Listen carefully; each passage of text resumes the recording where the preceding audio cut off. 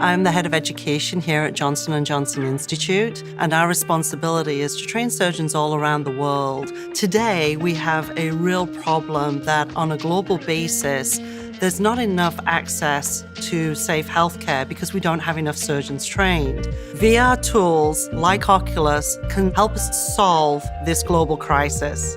With Oculus and VR, it's allowed us to really shrink the time in which we can put somebody into an experience. We can now immerse them into hundreds of different actual life scenarios. So from day one, they're providing much more empathy to our customer. And so at the end of the day, it's allowing us to provide a better experience.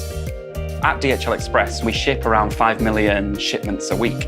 And to do that, we have to build what we call unit load devices. And this is where VR is invaluable. We can send people into an immersive world and they can be safe and they can go through the process of building this unit load device. And that's where VR really works for us as a business. So the potential for AR/VR in our company comes back to our core business, which is meeting the world's energy needs with highly complex operations. Fundamentally, the most important commitment ExxonMobil has is to operate our facilities safely and reliably around the world. This technology helps us ensure we deliver on that commitment.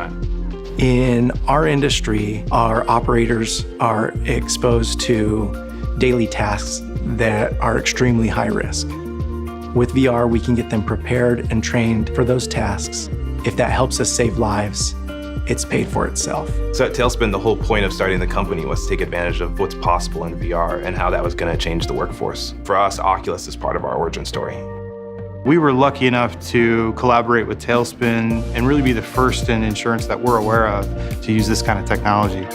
The biggest barrier to proper use of simulation within healthcare is not one of realism and fidelity, it's one of access. It is an incredibly powerful technology that will affect us from Los Angeles to New York to Western Africa to Southeast Asia.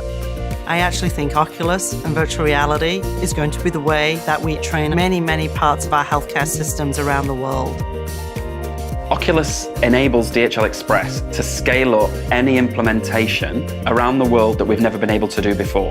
Standalone headset, because the total cost of ownership is less, allows us to touch a lot more people. We can move it around, we can get to more people, and in the end, impact a lot more of our employee workforce using this technology and the power of it.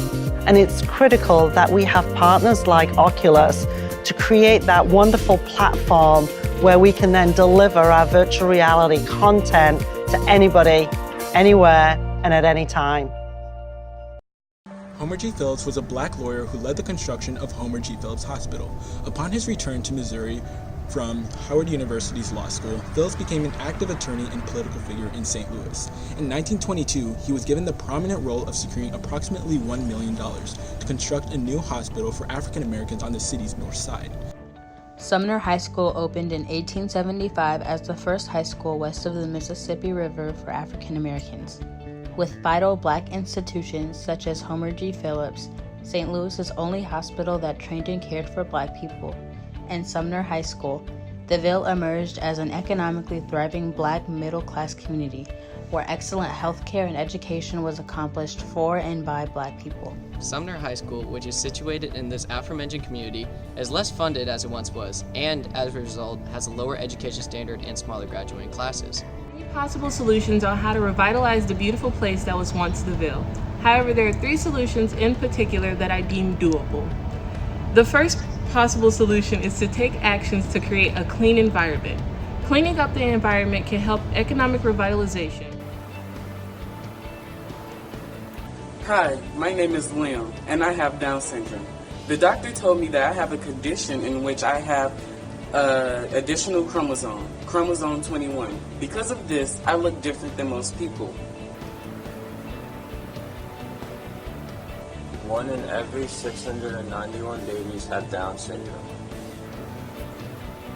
67 to 85% of preborn babies diagnosed with Down syndrome are aborted in the United States alone. I love going to school. Everyone is so nice and always play with me. One of my favorite games to play is Don't Touch Liam or Run Away from Liam. They even decided to make my name as a gang title. How special am I?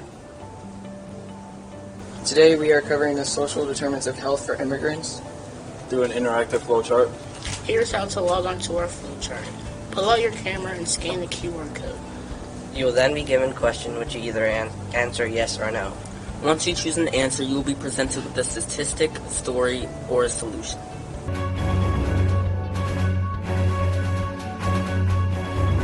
It's Labaka and Emily, here with your afternoon news. Today, our topic of discussion is housing disparities in the Black community. Joining us on today's segment is the critically acclaimed Denai Shanks, bringing us the statistics on this pressing issue. According to the U.S. Department of Housing and Urban Development, this can be attributed to the fact that people of color are often shown fewer rental units, offered higher rents, and are denied more leases. There's a history behind this treatment dating all the way back to the Great Migration. The Great Migration was the movement of African Americans from the rural South to northern and midwestern cities.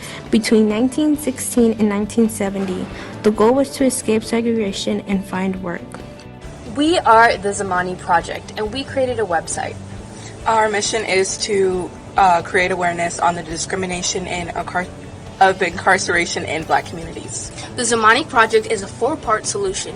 On our website, you can see there's one 15-minute clip that shows the injustices in a real-life discussion between all of us. But though, like, if people wanted to know. It's so looked over. I mean, people don't realize how much discrimination is happening because it's they try so to downplay often. it. Because it's been happening for so long, they try and downplay what's going on. I feel like and they try and used to it. more That's the problem. Do y'all know how many stories don't get posted on the news? None of that because they're used to it now. Then we have statistics to prove that the problem is actually happening. We have 2 stories to corroborate and back up what we are saying, and finally a solution to tie it all together.